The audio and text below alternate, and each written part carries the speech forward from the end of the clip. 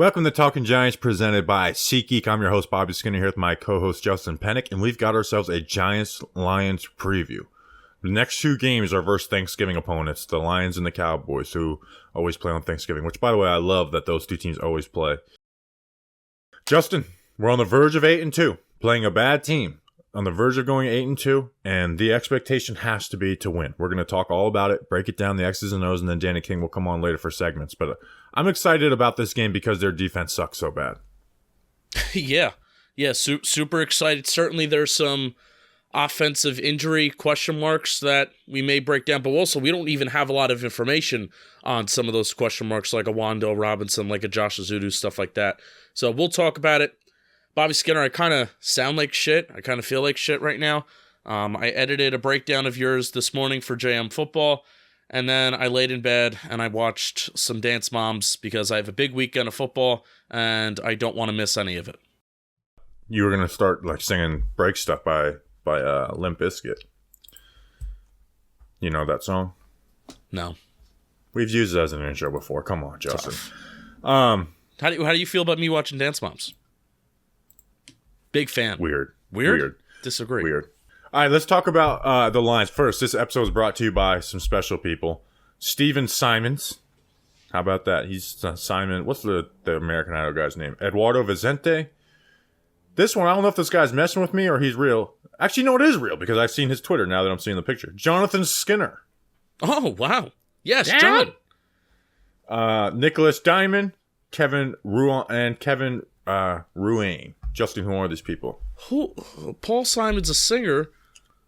Juicy John Skinner. You see him on Twitter all the time. It just hit me. I always thought they were related. What's the American Idol judges? It's gonna bother me. Simon Cowell. Patreon.com/TalkingGiants. That's where those wonderful people went. And they signed up for $2 a month plus some other tiers. You get to hang out with us live while we record the shows. Celebrate Victory Mondays with us a little early on Sundays when we record our shows. You can enter to win some shirt raffles twice a month, and then Bobby Skinner will send you some stickers, magnets in the mail. All right, Justin. These Detroit Lions. They are the 32nd scoring defense in the NFL at 29.3 points per game allowed. They are the 32nd total rushing defense in the NFL, 30th in yards per carry against them.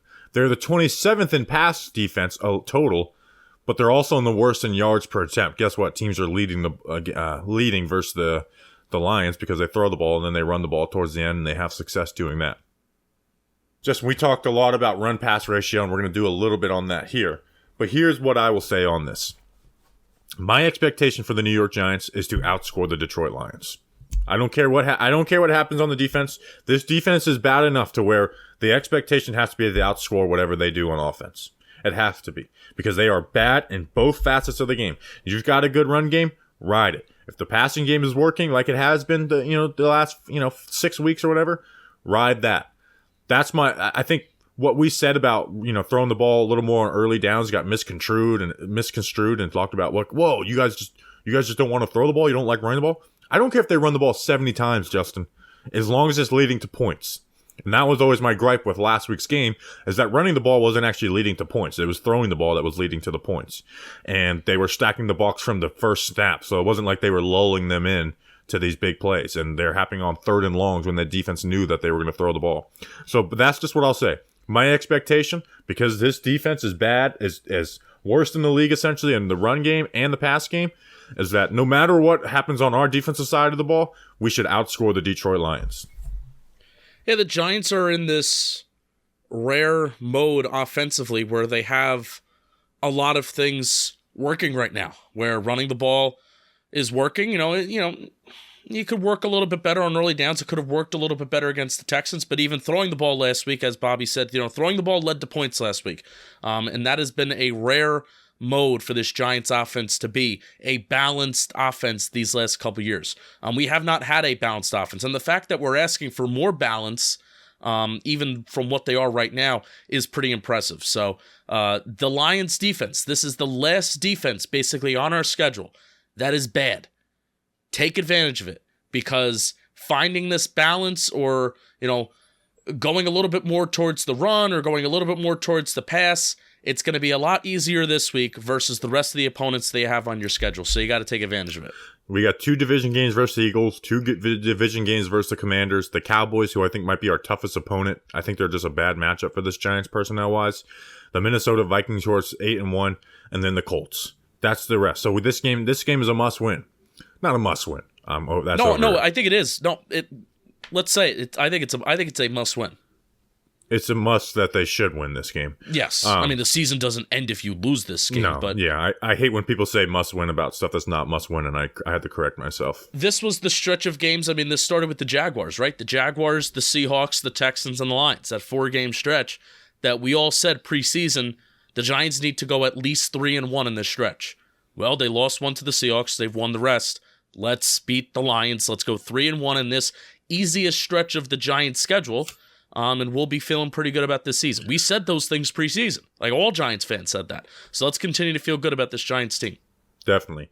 So, like I said, if you want to run the ball 70 times and it's leading the touchdowns, go for it. If you want to throw the ball 60 times and it's leading the touchdowns, go for it. Just do whatever works in this game. And I think both should. So, again, I really don't care about balance in this game. I care about scoring touchdowns and whatever leads to that. And they are bad. They are very bad in both categories. Let's talk about the run game first. They're going to get in the stack boxes, play single high. You know, you watch the game versus the Bears, who are a run-heavy team too. They are going to stack the box and get in the single high. Justin, I think this is a read option game.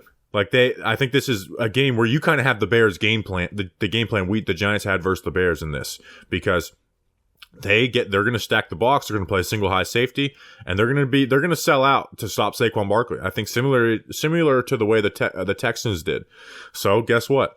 I watched it versus the Bears. The Bears, who have Justin Fields as their quarterback, who honestly is not a good passing quarterback right now. I know he's getting a lot of love right now. He's not he is bad processing the field right now, but he's just an unreal runner.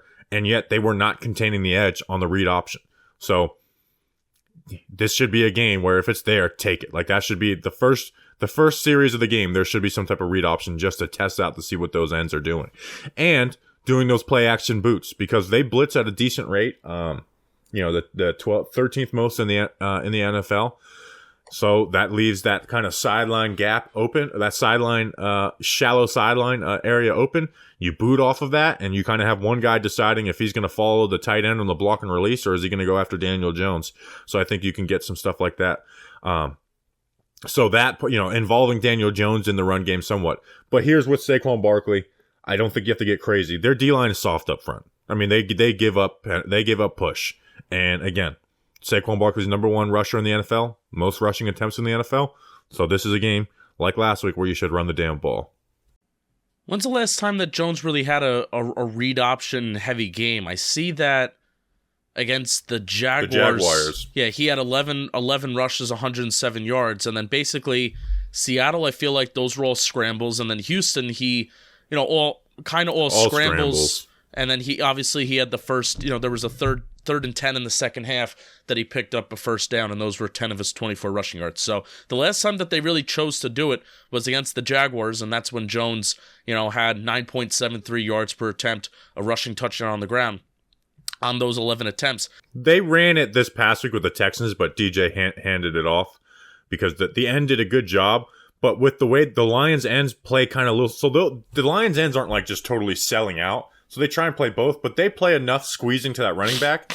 And what the Giants do is they have their wide receivers come and crack block, and then they'll bring the tight end across the line and use him as a lead blocker, where even if the end plays it somewhat honest, you can still get big plays off. Kind of like when we played the Eagles in 2020, where it was it wasn't just basic read option. It was no, we're scheming these read options in. And we also have at certain points this year, we have seen Jones scramble a decent amount too. I really think back to that Dallas game. He had 9 rushes, 79 yards. I feel like really most of those were either those play action boots where he's just carrying the ball after that, or he's scrambling because pressure breaks down. And even before the past Sunday's game versus Justin Fields, the Lions defense have allowed the most total EPA from opposing quarterbacks on scrambles. So that's even before they played Justin Fields last Sunday, and obviously Justin Fields did what Justin Fields does. So even on, not non-designed rushing plays, if there's a alley If there's an opportunity for Jones to get some yards on the ground, I think he should very much take it. Absolutely. Again, this should be a game where it's like the read option, and it's like, hey, if it's not there, pull it, keep your eyes downfield, but run. And, use Daniel Jones' legs. Don't want to go crazy, but again, use Daniel Jones' legs. That leads to the offense scoring points, extending drives on third down. I think he's done a better job protecting himself, too. These last couple weeks, like the second half of this season. I think he's picked and chosen, like that 3rd and 10 in the last game. He didn't protect himself, but it's a 3rd and 10 you're trying to convert. Yeah. I think he's done it again. There's still risks, but I think he's done a good job of picking and choosing his battles. Yeah, it's got to be part of his game though. I mean, I feel like it's got to be part of kind of any young QB that has that option in his game. It's got to be part of your game to kind of tuck it and run whenever it's kind of there. Since we're talking about the run game, Josh Azudu might not play on Sunday. Came on the injury report with a neck injury. I have no idea how significant. Wasn't on it on Wednesday. I think we're getting Shane Lemieux. It could be Nick Gates, but I think we're going to get. I think they kind of have I think they want to not force Nick Gates out there. I think we're going to get Shane Lemieux out there. If you told, in camp we were high on him, but now that it's like he's missed this entire season, hasn't gotten a ton of practice, I am a little worried to see what we have out there. But also at the same time, always been a solid run blocker. And it's not like Josh Azudu was like killing it pass blocking wise. He was making improvements, but he wasn't killing it. If there's a game to come back too, I think it's this game, right? I mean, you mentioned how the Lions' defensive line is not much really of a threat. They're pretty soft up front. Like teams get push up on them, and their edges don't do a great job setting the edge, including Aiden Hutchinson. Hutchinson's the kind of guy who's going to go for tackles for a loss better than just dominating the edge. This should be a game where you get pushed. So I'm very intrigued to see Shane Lemieux. Like obviously you don't want a Zudu, but I'm like, okay, let's this is kind of like Shane Lemieux's tryout for the rest of his career almost with the Giants. Yeah, like I said on Wednesday's show, I have a little bit more of an emotional investment in Shane Lemieux and possibly him coming back and being somebody not just part of this year, but being part of the Giants' future too. Like, think of how big it could be if the interior offensive line isn't the main thing that we have to address heading into next year. And this could even be like Shane Lemieux moving to center too. Yes. So this is huge. Like you said, this is huge for Shane Lemieux's season. Preseason, that was like something that they could see as a possible plan is as Azudu develops, Shane Lemieux eventually becomes the center for this Giants team. So, if Shane Lemieux played well, but then Shane Lemieux got injured. Yeah. I'm excited.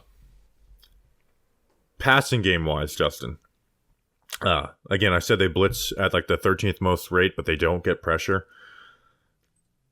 We should be able to eat passing-wise. They have I can't believe I watched the film and then looking at some of the numbers on these guys. They have the highest average depth of target in the NFL. Like, teams are targeting them down the field more than anybody. Obviously, the Giants don't have the greatest personnel to attack that. But, we do have Slayton, Hodgkins, and some fades. So you think, highest average depth of target, they give up big plays. All three of their starting corners, Justin, all three of their corners are giving up over 70% completion percentage against. That's insane to have those two numbers go together. The middle of the field. Like, their linebackers aren't making stops in coverage in the middle of the field with Anzalone and then Malcolm Rodriguez, who I think has actually played the run pretty well, the guy you liked out of Oklahoma State. A little smaller of a guy. Starting first, I think he was a 7th round pick and he's starting, or maybe UDFA. Yep. So he makes some good flash plays. But again, like I said in the beginning, I don't care if we run pass, but the pass should absolutely work in this. They have the worst third down defense in the NFL. They're going to play single high coverage and stack the box, so you're going to have numbers. And I think in-breakers are going to work.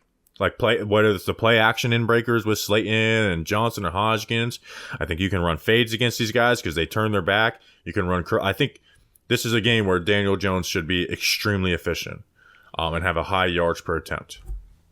Yeah, Wan'Dale Robinson didn't practice on Thursday.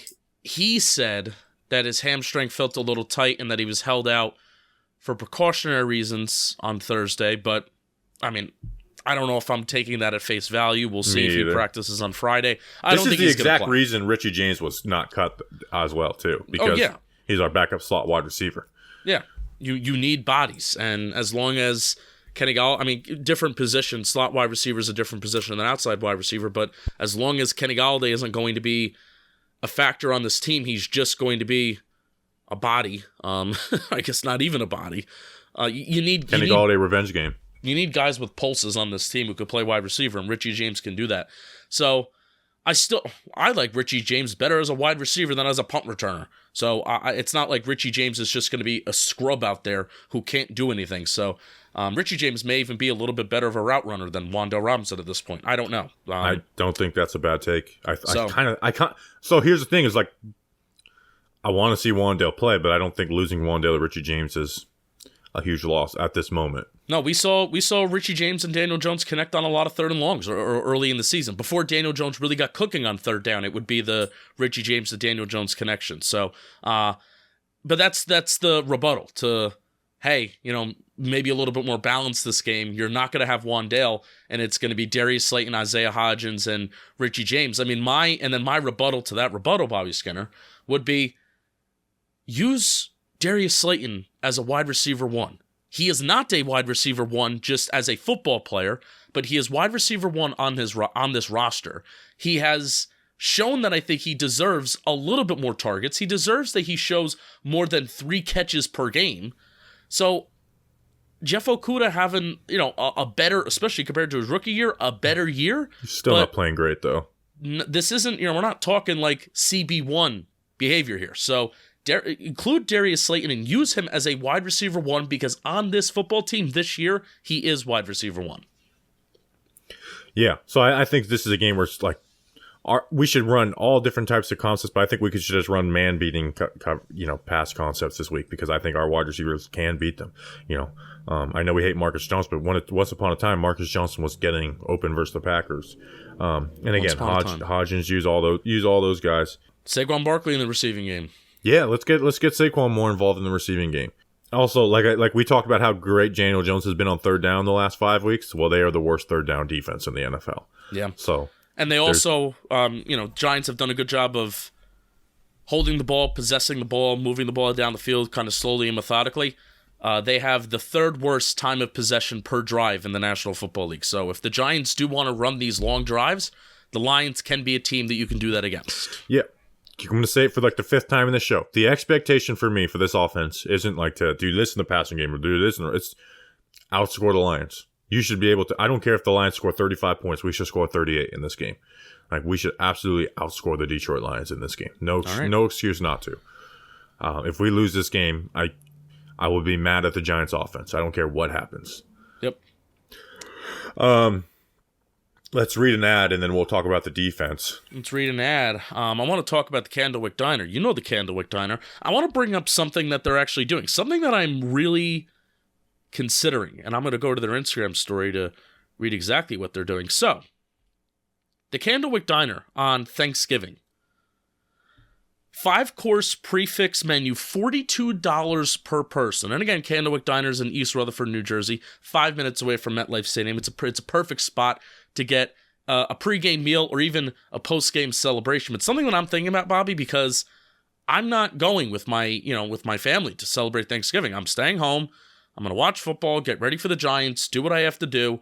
So I may give Manny from the Candlewick Diner a call and do this 5-course meal for the Candlewick Diner. This is cream of turkey, butternut, squash.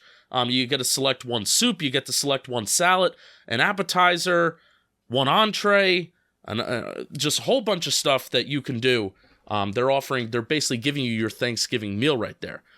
So check out the Candlewick Diner in East Rutherford, New Jersey for all your diner favorites. And also, buy your tickets, get your tickets for December 4th against the Commanders. Bobby will be there. Myself will be there. Christiana Tana will be there. Got to remind the license plate guy to swing by. We're going to try and get all the celebrities, all the big-time, big-wig people there. And the Candlewick Diner will be the caterers of that tailgate. We'll all be there. I mean, I'm very excited to get up there for that. It's gonna be a fun time. I really am looking. Like my brother's wedding is in a week before that. I think I'm looking forward to the tailgate a little more. Don't tell my brother I said that. I won't. And my other brother will be there. So, all right, let's talk about the Giants' defense. Now, this Lions offense, number 9 in scoring offense in the NFL. Good. Number 8 passing offense in the NFL. Good. Number 11 rushing offense in the NFL. Good. Wow, this is a good offense. And they are. I don't want to take away from them. I don't want to downplay them because they are capable. Last 5 games for the Lions. They would be 30th in points per game at 15.8. They would be 21st in passing, and they would be 26th in rushing. They're not the same team that they were the first, 4 or 5 games of the season. They have taken a pretty decent drop off. Obviously, they got shut out by the Patriots, but it's not like that one game's a total outlier. Like they scored 6 versus the Cowboys, and again playing some good defenses. This offense does worry me, but it's not. If we were playing this team in Week 5, I'd be a lot more worried about them than I am now. Yes. But I still am worried about their offense regardless. Yeah. They know their identity, and they run the ball. They run the ball similar rates to us. We have a little bit of a higher early down pass frequency than they do. So the Lions on early downs, odds are, first and second down, they're going to be running the ball. And the thing that I feel good about this game, Bobby, is if the Lions get into third and shorts, let's just say they're a little efficient on early downs, they'll get into some third and shorts. This Giants defense is one of the best in the NFL on third and shorts. So whether they choose to run the ball on third down or they choose to throw the ball on third down, especially at these third and shorts, I feel really, really good about this Giants defense's ability to stop that. We're at the point in the season where I don't think that's a fluke. We have enough sample size. I was talking like the first 4 weeks of the season saying, can this Giants defense continue to hold up on third and short? Well, they have, basically throughout this entire season. I don't really feel good if this, in a way, if it's a little bit of a third and long situation and they can run some concepts maybe downfield, and if our pass rush doesn't get home, if that kind of stronger offensive line does a good job holding up, I'm worried about how these skill position players can kind of get open, especially Amon-Ra St. Brown, because he is a good wide receiver, and he has hurt teams this year so far. And the Giants are maybe a little suspect on third and long. So their offensive line is very, very good. Run blocking, pass blocking, they are a very good offensive line. And I think that is what has led to any success that they've had. Because when you watch them have success, they lost TJ Hawkinson, by the way, which I didn't like that. I know people gave the Lions credit for that. I don't give them any credit. I think that was a bad trade because they pick swapped. Goff has been very much protected. He's been able to step up in the pocket, and that's why he's been able to attack the ball downfield. But he has been very much a deep to check down quarterback. He's not like scanning the entire field. Like he's seeing what's downfield. If it's there, he's taking the shot, and he's having no fear taking the shot, by the way. Like he has no fear to take the deep ball, and he throws a pretty decent deep ball too. Like people forget this guy almost won a freaking MVP for the Rams. Like it's not like a total laughingstock of a quarterback. But then he gets to his checkdowns. Now they run a lot of play action. He runs the 7th most play action in the NFL. From under center, trying to get some of those deep passes, and they have guys that can win doing that. In their regular passing game, it's a lot of 3-level stuff. They run a good amount of out routes, which I do feel comfortable with. The Giants have been pretty good protecting the sideline this year. But I think their scheme wise, they add new, like the Giants. I think like those concepts that every team runs, I think they just add great nuances to it. So it's like they'll see what your weakness is and build off of that. Let's talk about Amon-Ra St. Brown. Second lowest average depth of target in the NFL, 4.2 yards per attempt from when he's lined up in the slot. He splits 50-50 outside and slot, Justin, but 77% of his targets are at less than 10 yards. And I saw, some Lions report, I might have been a fantasy football guy, pointed this out. Amon-Ra, when he's facing the blitz, has the most targets in the NFL, or the highest percentage at 43%.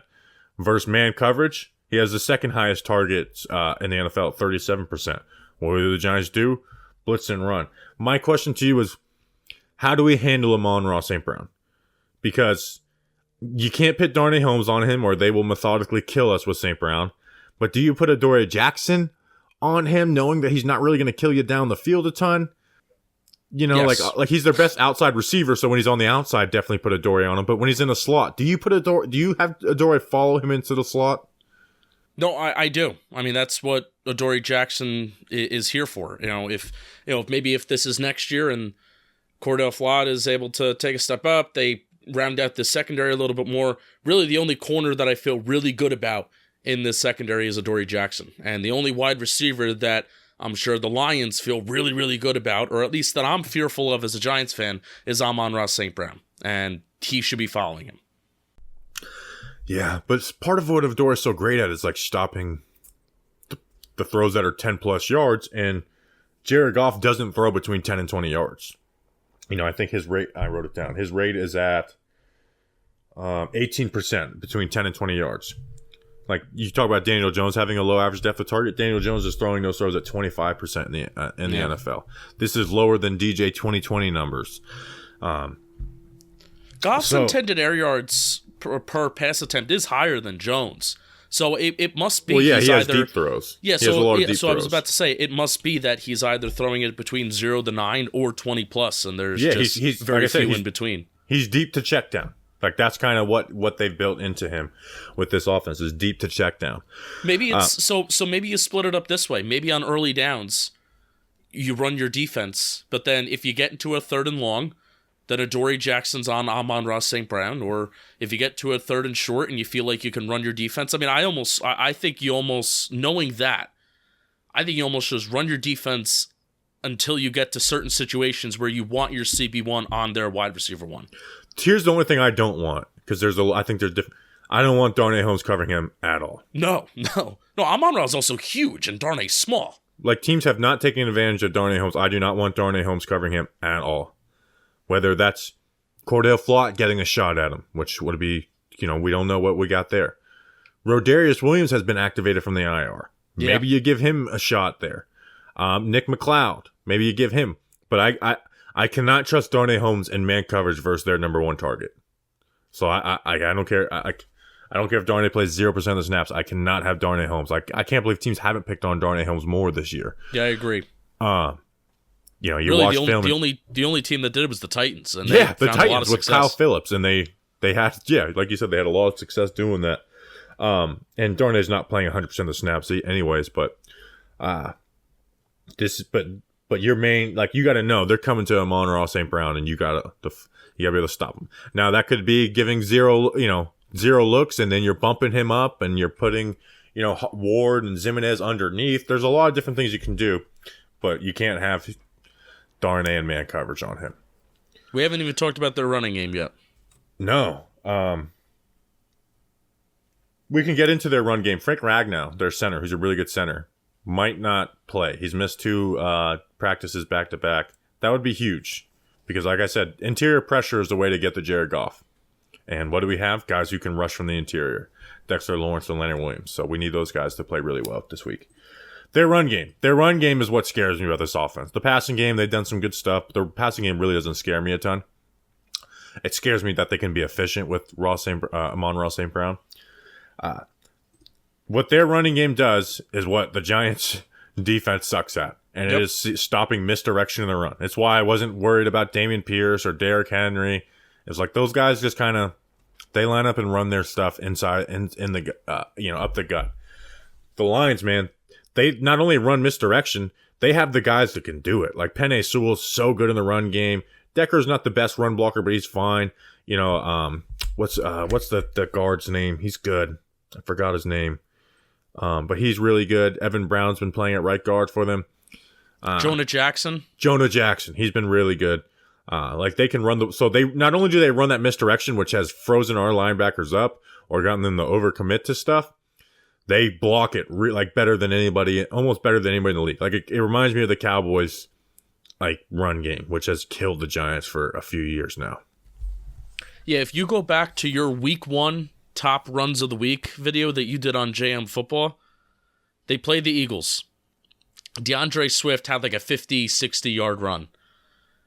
If you paused it at 3 different points, 1 pre-snap, 2 after the snap, and just see the chaos that's happening in terms of guards going this direction, tackles pulling going this direction, all these linemen going in a million different directions, wide receivers coming down, and then you pause it for a 3rd time and you look at how everybody was lined up man on man, block on block. I mean, it was just perfect. It was the most perfect thing that you've ever seen. It was one of the most well-blocked plays that you have ever seen. And then lo and behold, the first 3 or 4 weeks of the season that you did those videos, it was DeAndre Swift appearing on that series of the top runs of the week, of having some of the more explosive rushing plays in the National Football League. And I'm going to give you this stat too. This is a scary, scary stat. DeAndre Swift has not been active for all the games this year. He's appeared in 6 games. His yards before contact per attempt is 4.1 yards. Saquon Barkley this year. That's so stupid. That's like if you're averaging 4.1, you're like, that's a solid back. You're not being touched until 4 yards. Saquon Barkley, his career best this year is 2.6, and that's mainly an offensive line stat. It's not a running back stat. Or it could be a running back stat. Are you running into people? Yada, yada, yada. So it's a team stat. Jamal Williams, who's their second running back, he's averaging 2.6 yards before contact. But their lead back, DeAndre Swift, this year, he's not even being touched on average until he's 4 yards down the field. That is really, really, really scary. Yeah, so it's really good. So now here's the one saving grace that we can hope for, is that we haven't faced this misdirection with Jalen Smith as the Mike and Micah McFadden as the will linebacker. And I think McFadden will play that will linebacker better than both of those guys too versus that. But Jalen Smith will be aggressive, where Tay Crowder can be a little slow processing versus that misdirection, but Jalen Smith will take himself out of the play by being blocked by a tight end. Like the Dameon Pierce big run last week. It's like, come on, Jalen Smith, you're getting dominated by a tight end because you overplayed this. So long story short, their run game worries me 10 times more than their passing game does. Nick Williams is on IR, right? We haven't seen him the last couple weeks. Yeah, still a revenge game though. So still a revenge game. I feel like it hasn't really hurt the Giants defense that much this year, but they are going to run. I think the Lions are going to run very heavy personnel. Wouldn't you say that they are? Have pretty heavy personnel? Yeah. So I think the Giants are going to go with 4. There are going to be times where they're going to have 4 interior defensive linemen on the field. If Leonard Williams and Dexter Lawrence can't play at least 90% of the snaps, and we got our boy Justin Ellis coming in here, I think Justin Ellis, he hasn't been as bad as what's Danny his face Shelton? from last year? Yeah, Danny Shelton. This would have been a revenge game for Danny Shelton too, by the way. Yeah, disappointing. But Justin Ellis has been not good. Like when he's on the field, he got benched for Henry Mondeau. Yeah, so when he's on the field, I don't necessarily feel great. And I feel like this is going to be a game where, just because of the formations that we're going to see out of the Giants defense, I do think we are going to see him this game. So, anything else on their offense? No. Hope Leonard Williams and Dexter Lawrence can play 100% of the snaps. Need those guys to dominate. You know what else dominates? SeatGeek. And today's episode is sponsored by SeatGeek. Live events are back. But someone called us out, and I think we should talk to the SeatGeek reps. Sure. Live events have been back. Can we stop saying they're back? Live events are just sick. How about that? Live events are sick, which means you can get $20 off tickets at SeatGeek with promo code GIANTS. Sick in the good way. Dope. Live events are dope, which means you can get $20 off tickets at SeatGeek with promo code GIANTS. If you don't know what SeatGeek is, they're a dope ticketing app that makes buying dope tickets super simple. We've got the app on our dope phones.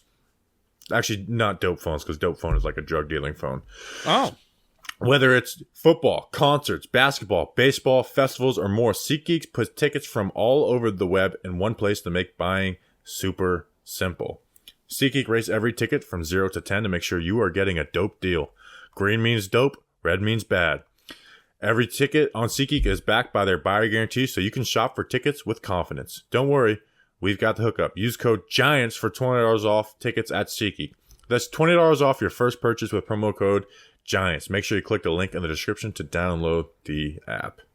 All right, before we go to Danny King, there's a 12-second Kenny Galladay clip that people are getting mad about, and I'm gonna play it right now. I haven't heard it yet, and it's gonna be nothing. Ready? It's the fan one, right? It's people being mad at that.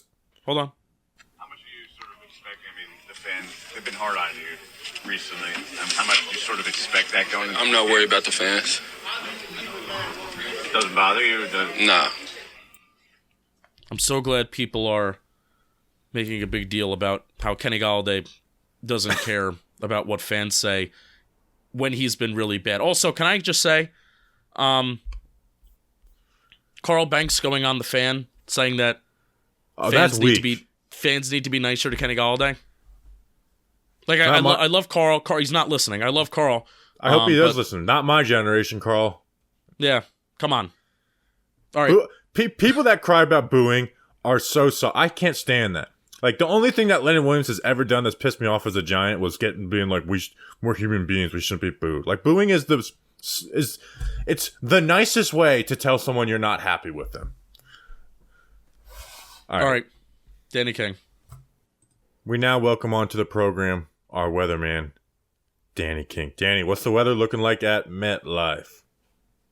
First game of the year I'm going to, and it's going to be, as the kids say, brick. It's going to be very cold. It's going to be 38 degrees. Brick is cold now? I didn't know that. Yeah, I actually learned that. Brick AF. The more you know, the more you know. Like, technically the 38 would be fine all by itself, but it's the wind that's going to suck. It's going to be like 17-mile-per-hour winds. Oh, no.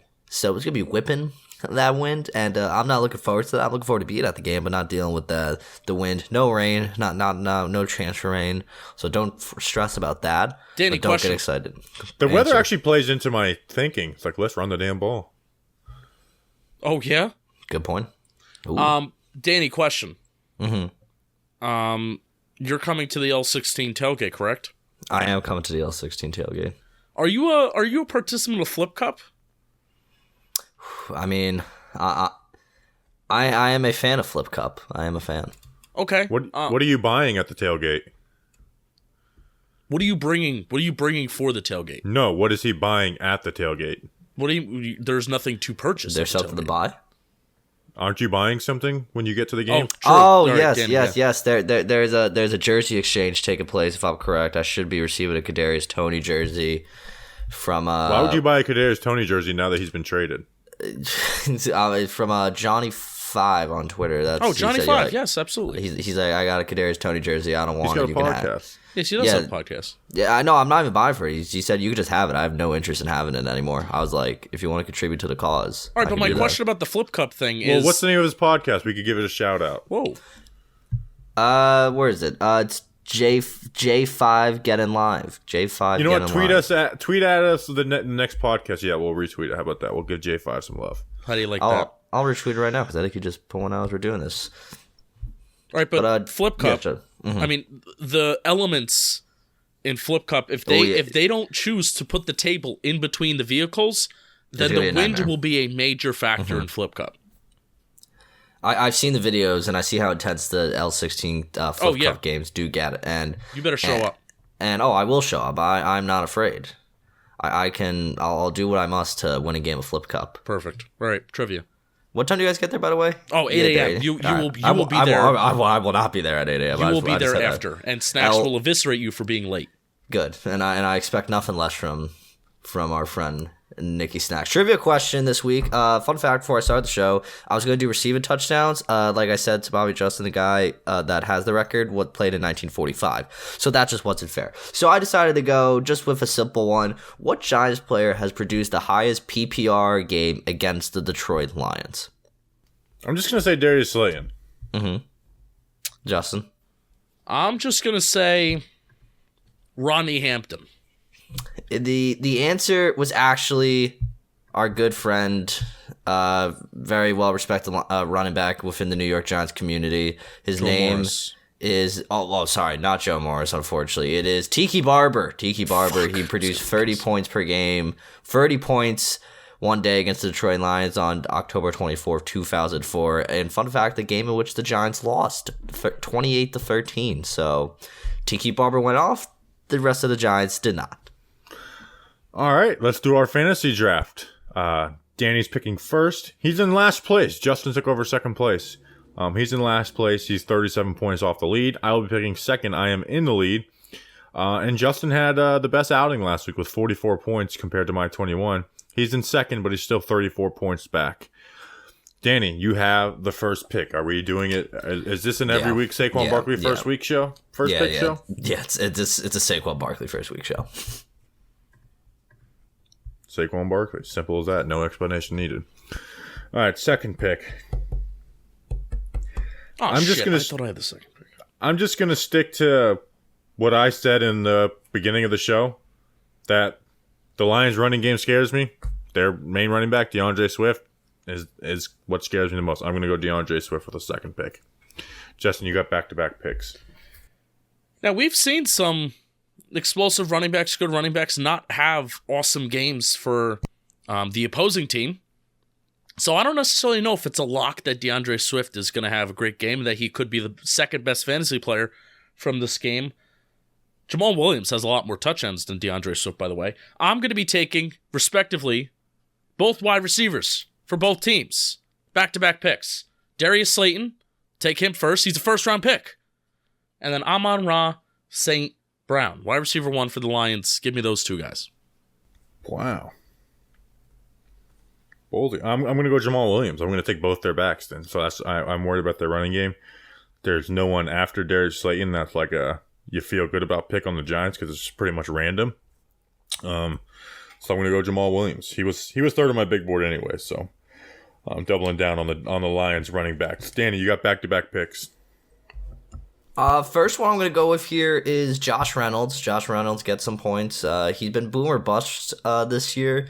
He had a lot of games where he had like 12, 15, 21. Then he just had been 1 and 3 recently. So it's like I'm going to ride the fact that maybe he can maybe get a touchdown against the Giants this week. I don't want him to, but maybe he will.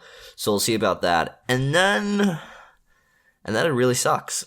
Because I frankly don't know where I want. I just looked Saquon projected 24 points. That's kind of funny. I have something I want, so hurry up.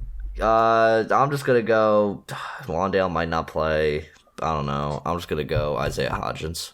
Isaiah Hodgins, all right. I'm glad you picked him because that's not who I wanted. I wanted a guy who's back. Richie James. Richie James.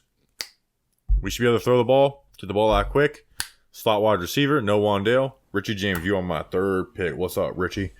Justin, who's your fourth pick? Or your third pick? Justin, back-to-back picks. Yes, back-to-back picks. Lawrence Cager.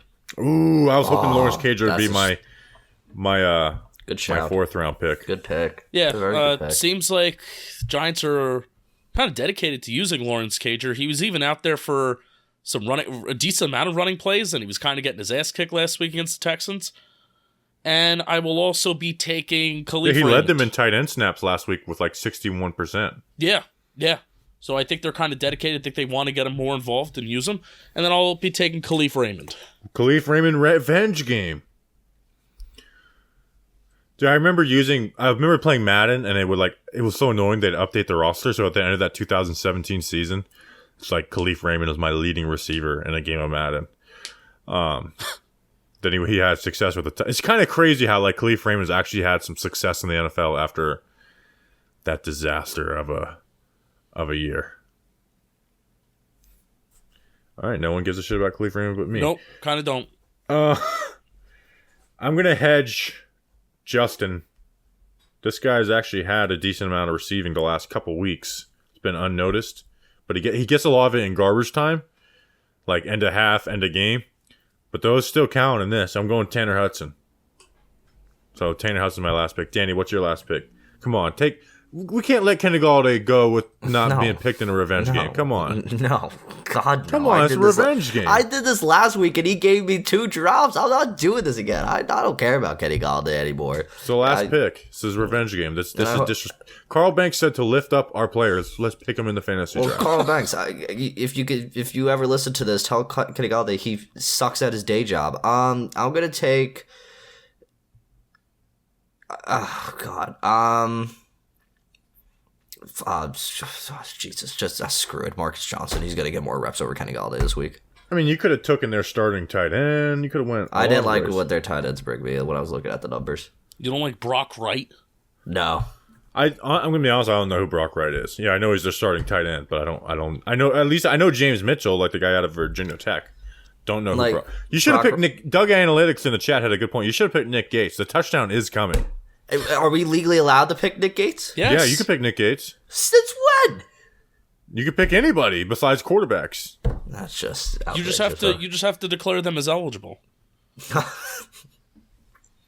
You're going to hear a lot of that on Sunday, Danny. You ready for it? I'm so excited to hear about 8 offensive linemen being You ready indeed to hear eligible. for 65, 74, and 77 have reported for as eligible? Like, when I tell you, this is probably the most excited I've been, just to hear all these linemen reported as eligible. It's the most excited I've been. Yeah. All right. To recap, Danny, who's in last place, has Saquon Barkley, Josh Reynolds, Isaiah Hodgins, Marcus Johnson. Me, who's in first place, DeAndre Swift, Jamal Williams, Richie James, and Tanner Hudson. Justin in second place, Darius Slayton, Amon-Ra St. Brown, Lawrence Cager, and Khalif Raymond. All right, time for Giants Factors, where we pick our X Factors for the team. Danny, you're up first this week. Going out of the box this week, because you guys said the Detroit Lions offense, they started off the season hot, but then they've been pretty bleh as of late. But it could take one game for the Giants to be out their game. The Detroit Lions just have a game. I'm not going to take Adoree Jackson because I trust Adoree Jackson's ability. The one corner I've truly enjoyed watching on this team, and I did not expect to, and it's probably crazy that I'm going to butcher his name, is Fabian Monroe. I truly enjoyed watching Fabian Monroe. He's a physical corner. It's Moreau, not Monroe. Moreau? All right, I don't know. A lot of people have called him Fabian Monroe. I thought I heard that, but whatever. Fabian Moreau. I've enjoyed the way he's played. He's a physical corner. He plays some solid coverage. I feel like he gets away with pass interference a few times, but that's besides the point. I know Adoree Jackson going to lock down who's he on. Fabian, I need you to also lock down the guy you're on because the Detroit Lions team, they can easily make this go off on this New York Giants team. It just any day of the week that could happen. So Fabian, be a Giants factor to contribute to this defense just being a bunch of Goonies. All right, my Giant Factor. We talked about what's the thing I'm worried about most with this Lions defense? Misdirection in the run game. Well, since the last time we got burnt by that, we have new personnel. We got Jalen Smith as the Mike linebacker. I'm going to pick a rookie. Basically the only healthy rookie on the Giants right now, besides Kayvon Thibodeau. I'm going to go Micah McFadden. Micah McFadden, man. You have a good eye for seeing things. Now, they have a great offensive line, so they could pick you off and beat the crap out of you. Play fast. Play fast against this Detroit Lions offensive line versus this run game. And be a Giant factor for the New York Giants. Be a reason we come on Victory Monday and be like, man, their run game only had 90 yards. And Micah McFadden had 2 tackles for a loss. He had a couple of run stops. Micah McFadden, you are a Giant factor for Week 11 versus the Lions.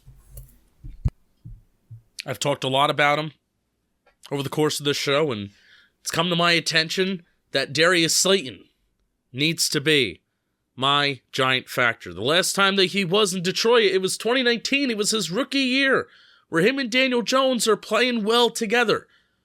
Darius Slayton, only 2 catches, 50 yards, but guess what? Both of those catches went for touchdowns. Got a 22-yard pass from Daniel Jones and a 28-yard pass from Daniel Jones. Both ended up in touchdowns. Darius Slayton, I think you've earned the respect of being the 2022 Giants wide receiver 1. Go out there, get those opportunities, get some separation, get some yards after the catch when you do get the ball in your hands, and be a Giant factor. Darius Slayton. 3 touchdowns versus the Lions this time. All right, time for spread picks. We have a tie for first place. This is the first time we've had a tie for first place going into Thursday Night Football. Justin and Danny. Justin had a 4-4 last week. Danny had 3-5. So you guys are tied at the top at 38 and 39. I went 2-6, so I'm 2 games back at 36 and 41. And the listeners who went 3-5 are 34 and 43, represented by Mike Picarello this week. Danny, before we get into these picks, who are bringing us these spreads? I mean, it's unfortunate. I've been lacking in the spread picks, but DraftKings Sportsbook has not been lacking, and neither are NFL Sundays because they are only getting better, and so are the incredible offers at DraftKings Sportsbook, an official sports betting partner of the NFL. Right now, new customers can bet just $5 on any NFL team to win and get $200 in free bets if they do. So right now, everyone can earn up to a 100% boost with DraftKings stepped-up same-game parlays. All you got to do is go to the DraftKings Sportsbook app if you don't have it downloaded now. Place a same-game parlay and combine multiple bets like which team will win, player props, and points totals. This is a very exciting week. The one game I'm kind of excited for, even though I can't watch it, is the Bills now being moved to Detroit. what's going to happen there? How's that going to affect Buffalo? Will it affect Cleveland? All will be interesting. I was hoping they would play in 6 feet of snow, but unfortunately they won't. So, and it is what it is. That's an 8.5 point spread.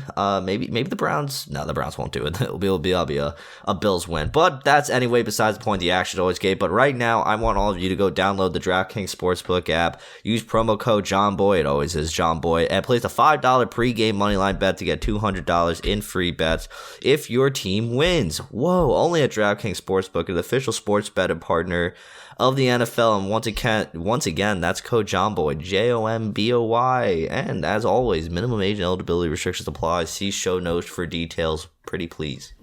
Did Twitter actually break? Because I saw a couple of beat reporters saying like, well, I'm like Art Charlotte Carroll saying like, well, I'm on Instagram. Something happening apparently, I don't know how official this is. Basically, Twitter offices are temporarily closed and badge access is suspended. No details given as to why. It's the end. That'd be a bummer. So we have to start like actually using Instagram. Yeah, like my entire livelihood is based on Twitter, so that would suck. I don't know. It'd be kind of fun to just use Instagram for a while. No, I suck at Instagram. No, it actually would suck. All right, they're gonna end up figuring it out somewhere, right? Like just like it ain't. I don't think it ain't going anywhere. It's just gonna be broken for a little bit. It's not broken. I'm on it. I was just on it. Well, where am I going to post my annual Thanksgiving dinner pictures? Oh no! I'm very excited for that this week. All right, Thursday Night Football. We actually got a decent game. Ryan Tannehill's playing too, so the Titans don't have to just run the ball every single freaking play. Titans at Packers -3. The listeners are going Titans +3. Justin, Danny, you guys are in first place. Who's going to be in first place after this game? Justin, who are you going? I'm going to go with the Titans. I wanted to go with the Packers, but I think the Titans, they're the sneaky good team. They find ways to win, and I think they're going to give the Packers some trouble. Danny, will we have a someone who's in sole possession of first place going into Sunday, or are you agreeing with Justin? I will not be agreeing with Justin. I'm going to be going Let's with the go, Packers. baby! So you're picking Packers -3. Yeah, I'm Care picking to Packers. explain why? Cold weather games. Packers driving that Lions. What? And the Packers come off. Game. If the Packers win, I don't know why I'm moving my screen like that. If the Packers win, I'm gonna just hammer the cold weather games point. And weather game. It looks like they kind of got on a little bit of a better ride next week. Granted, I mean the Cowboys gifted them that win, and I just feel like the Packers have to turn around. And I feel like if Derrick Henry isn't on, then the Titans do nothing.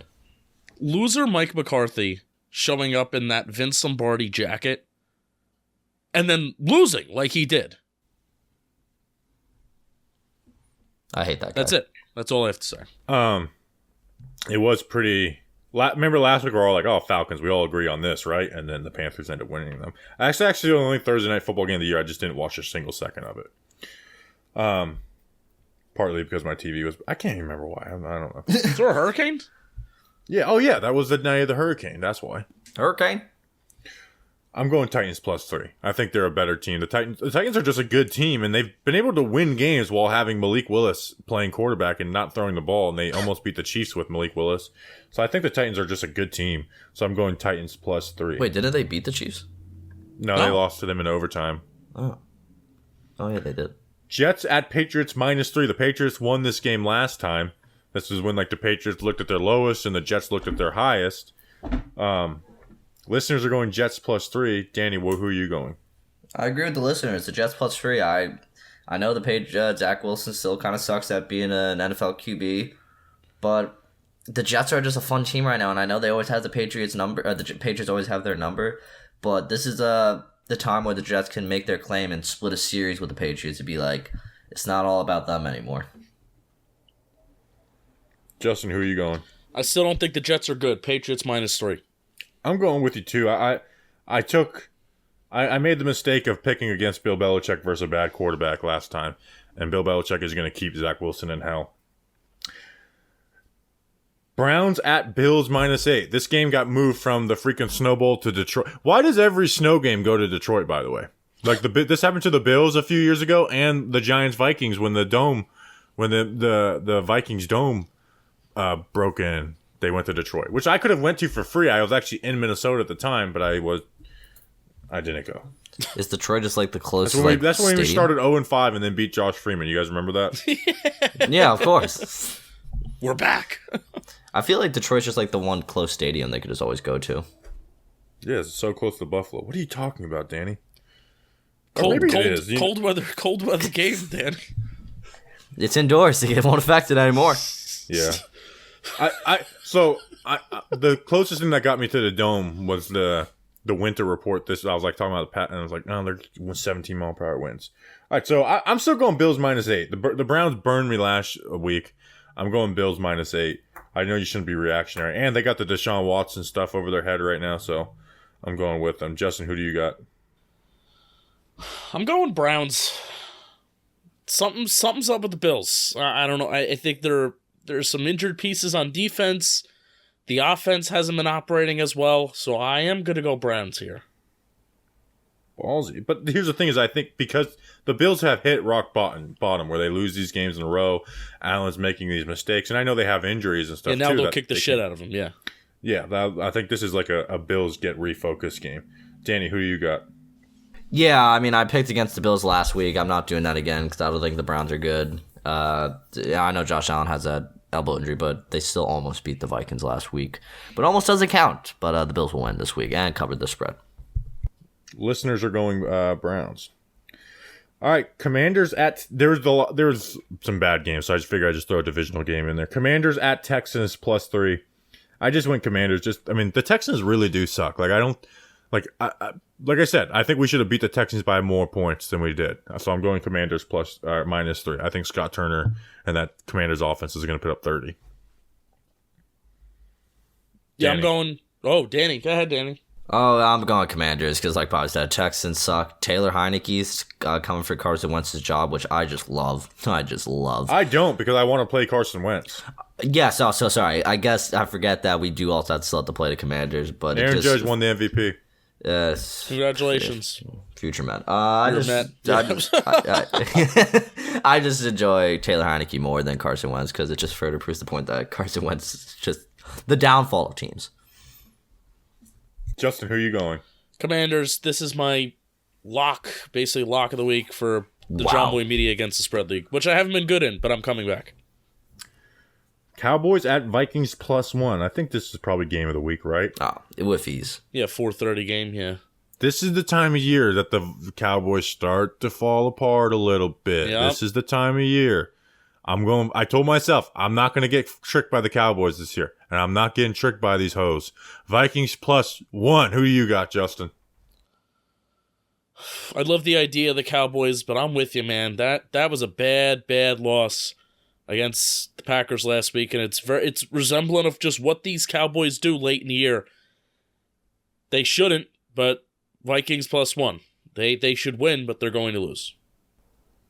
Danny, who are you going?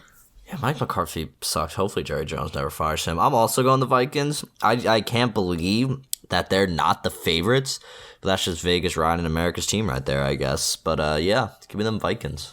We really need the Vikings to win this game so that Thursday night, like, no matter what happens on Thanksgiving, we're still up on them in the division. And then if we win Thanksgiving, dude, if we win on Thanksgiving, like, I am going, like, I haven't really like been like cocky about the Giants in the last couple of weeks because we should have beat the Texans by a week. We beat. I'm already freaking excited for it. Don't look ahead, Bobby. Bears at Falcons -3. Everyone's back on the Bears. Their defense still sucks, and Arthur Smith, who's not a good coach, is going to scheme the crap up out of a win versus this Chicago Bears defense. I'm going Falcons -3. Justin, give me the Bears. They're like my third favorite team in the NFL right now. Daniel. This just screams a game the Bears would lose. Give me the Atlanta Falcons. There we go. Listeners are going Bears. Chiefs at Chargers +6. Who do you got in this one, Danny? Just hit the wrong button. I'm looking at the Chiefs. Chargers are Man, God knows what's going on with the Chargers these days. Just give me the Chiefs. The listeners agree with you, Justin. Do you agree with the listeners and Danny? This is Sunday Night Football, correct? Yes. Yes. Chargers. It will be close. I'm going Chiefs. So, quick. You saw Kadarius Toney play really well this last Sunday. Yes. Thoughts? Were you like, I can't pretend I wasn't like, damn, like we could use this cat. What, he had a nice little toe tap and touchdown, and No, he had a nice catch on the sideline. and then he broke a couple tackles on the sideline. All right, He had like 4 catches for 70 yards. congratulations. Yeah, I'm with Justin. I frankly don't care about what You're not on the Kadarius Toney Giants. I does don't care anymore. about you anymore. And you don't. Okay, you take that. You're taking that too far with everything. No. You could be like, guys missing That one is game. crazy. I don't give a shit about Josh Zudu. He's not on the Giants anymore. No. He's on the Giants. He's on the Giants. Okay, but you said it with McKinney. You're just like, if you're not playing 80% of the snaps Sunday, I don't care about you. No. You're now you're taking it too far. You're taking it too far.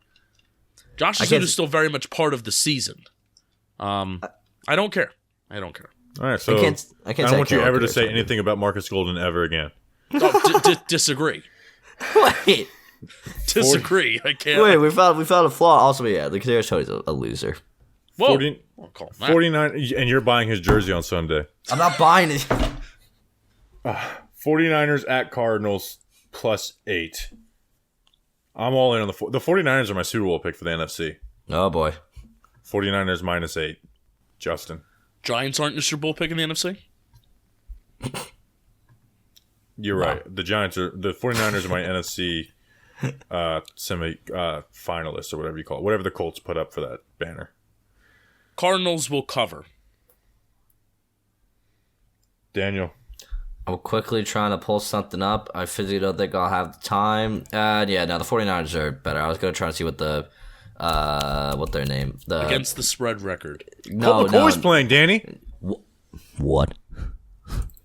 I'm give me pretty the sure. Cardinals. Give me if Cole McCoy's playing, then I physically have to take the Cardinals. Colt McCoy balled out for Kyler Murray. Kyler Murray is practicing Thursday. He said he hopes to have at least one of his injured quarterbacks available. I can't go off the fact of one of them. I have to go 49ers just because I can't confirm whether it's Colt or not. someone said 5 minutes in the Hard Knocks, and my instant takeaway is that Colt McCoy has a good coaching career ahead of him. Yeah. So you're going 49ers, Danny? Yes, because I can't confirm whether Cole McCoy's playing or not. Remember how the Giants coaches were raving about him? Yeah, they And then they said, let's get Mike Glenn on. well, Colt McCoy actually got like decent money from the Cardinals, and Mike Glennon was the cheaper option. And Judge actually wanted to keep Colt McCoy, but Colt McCoy wasn't a good back. Like Colt McCoy is not some huge upgrade over Mike Glennon. Whoa. That's Okay, now revisionist you're history. dragging him. That's You're dragging him revisionist history right there. You're dragging that now. Mike Glennon has a better career than Colt McCoy does. Nah, okay. Look at the numbers. All right. Score predictions for the Giants and the Lions. Danny, what do you got?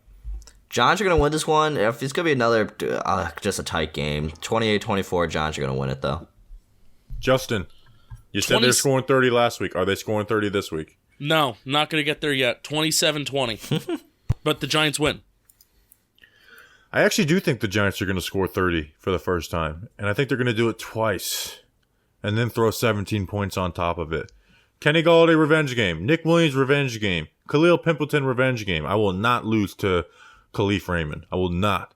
Khalif, you would have told me Khalif Raymond is more productive for the Lions or Kenny Golladay more productive for the Giants. I don't know why I'm bringing this up in a pump-up speech.